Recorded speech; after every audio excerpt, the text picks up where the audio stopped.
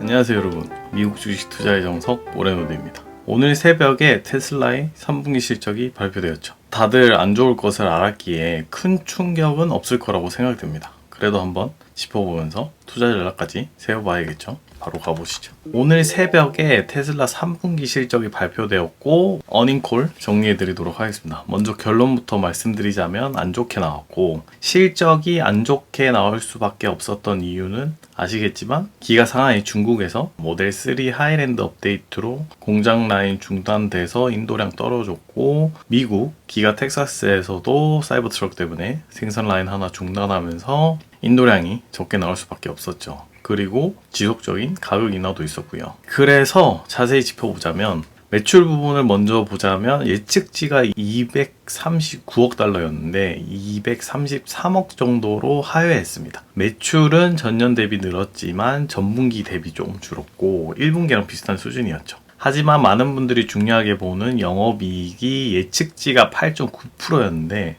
7.6%로서 전년비 대비 반토막 났고 지속적으로 줄어들고 있는 상황인 거죠. EPS, 주당 순이익 또한 예측치가 0.72달러였는데 0.66달러로 하회했고, 원자재 가격이 방어해주지 않을까 했는데 보면 아직 원자재 가격이 높은 구간인 것 같습니다. 또한 여기엔 안 나와 있지만 충전소, 메가팩 등을 생산하는 에너지 쪽 마진은 24.4%로 역대 최고를 달성했고, R&D 비용 또한 1.16 빌리언으로 역대 최고를 달성했습니다. 하지만 분기 말 기업의 현금 보유량은 261억 달러로서 전년비 대비 24%나 증가하였고 지속적으로 현금 보유량은 늘고 있는 상황인 거죠. 3분기 실적을 간단하게 정리해드리자면 전기차 경쟁이 가속화됨에 따라 지속적인 가격 인하로 영업이익이 많이 떨어졌지만 역대 최고로 R&D 비용을 지출하고 있으며 전기차 외의 에너지 쪽 마진이 24%에나 달하는 엄청난 마진을 기록하고 있으며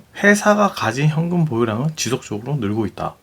그러면 이 3분기 실적으로 우리는 팔고 떠나야 할까? 이제 끝인 걸까? 하시는 분들도 있는데 저는 여전히 아니라고 생각하거든요. 그 이유를 차근차근 말씀드리자면, 첫 번째로는 전기차의 가격 인하 전략은 FSD 보급을 위한 박리 담에도 있지만 머스크의 성향을 보았을 때 속내는 우리 빼고 다 죽어라 같습니다. 이걸 경쟁 업체의 현황들을 비교해서 보자면 중국에 500개나 넘던 엄청난 전기차 업체들의 80%가 지금 전부 부도 파산하고 있고, 제2의 테슬라, 전기차의 벤츠로 불리는 미국의 루시드는 3분기 생산량이 2000대고 인도량이 1400대로 발표되었어요. 테슬라가 40만 대 할 때 1000대 수준이거든요. 루시드는 현재 몇 천억씩 적자나고 있고, 지금같이 고금리 상황에서 1억 단위가 넘어가는 루시드를 누가 살 건지도 의문이거든요. 근데 여기서 테슬라가 계속 가격 인하하고 거기에 보조금 주고 하면서 수요들을 많이 뺏기고 있는 상황인 거죠. 그리고 가격 인하 부분도 있지만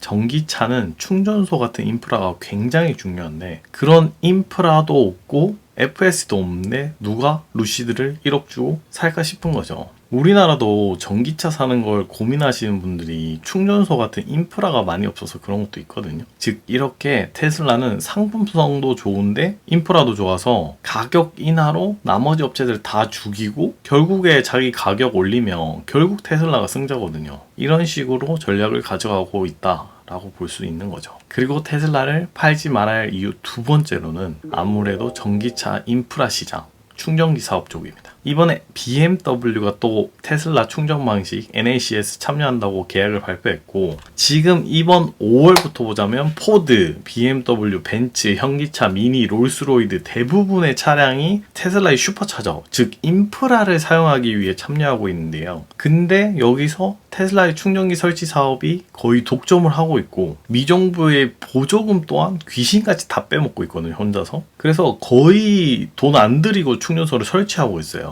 근데 여기에 들어가는 충전소에 필요한 태양광부터 에너지 저장 장치 메가팩까지 다른 데서 오는 게 아니고 모든 게 테슬라에서 납품하다 보니까, 근데 이제 보조금을 받아서 자기 돈 거의 안 들이고 하니까 3분기 에너지 부분 마진이 역대 최고를 달성한 거죠. 그리고 세 번째 이유는 아무래도 FSD, 완전 자율주행 때문이겠죠.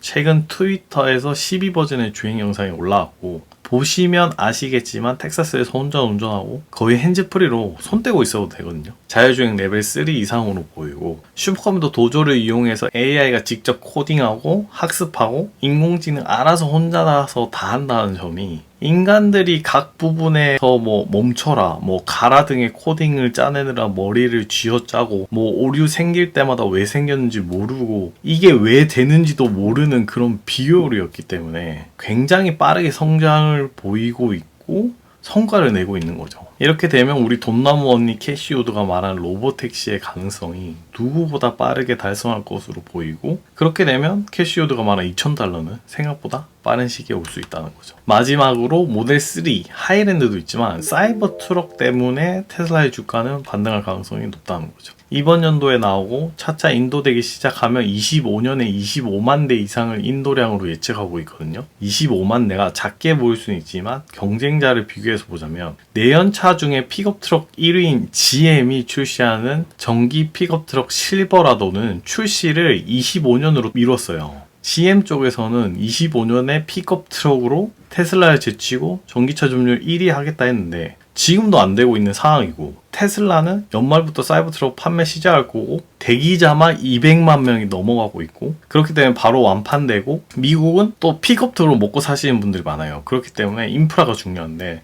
이런 테슬라의 좋은 인프라 덕에 사이버 트럭의 수요는 초과될 것으로 보이거든요. 근데 25년에 테슬라가 사이버 트럭만 25만 대 이상 팔 때 GM은 그때서야 생산 시작하고 언제 인도하고 언제 팔까라는 거죠. 그러면서 테슬라를 제친다? 이건 굉장히 의문스러운 전략이라는 거죠. 간단하게 이제 테슬라의 전체에 대해 정리하자면, 경쟁자들은 적자를 내면서 굉장히 어려운 위치에 있다. 이미 테슬라는 전기차 부분에서 많은 부분을 독점하고 있고, 또한 전기차의 가장 중요한 인프라 또한 따라올 수 없기에 많은 기업들이 테슬라에게 숙여 들어오고 있는 상황이다. 그리고 전기차에서 이어지는 FSD, 완전 자율주행이라는 부분에서 테슬라는 누구도 따라올 수 없는 선두의 위치에 있기에 이런 단기적인 분기 실적에 너무 크게 흔들리지 말고 길게 봐야 된다는 거죠. 자, 이제 3분기 실적이랑 앞으로에 대해 알아봤으니 투자 전략 잘 세워봐야겠죠. 먼저 뉴스나 업계 얘기를 들어보면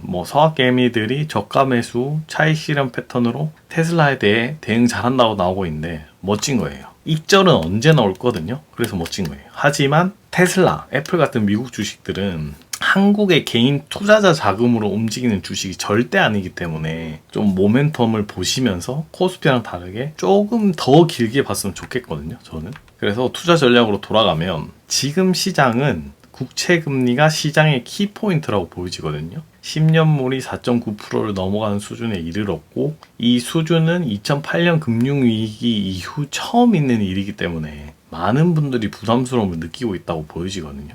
이런 고금리의 충격을 느끼고 있고, 이에 따라 국채금리나 빅스 지수도 변동성이 크다고 보여지거든요.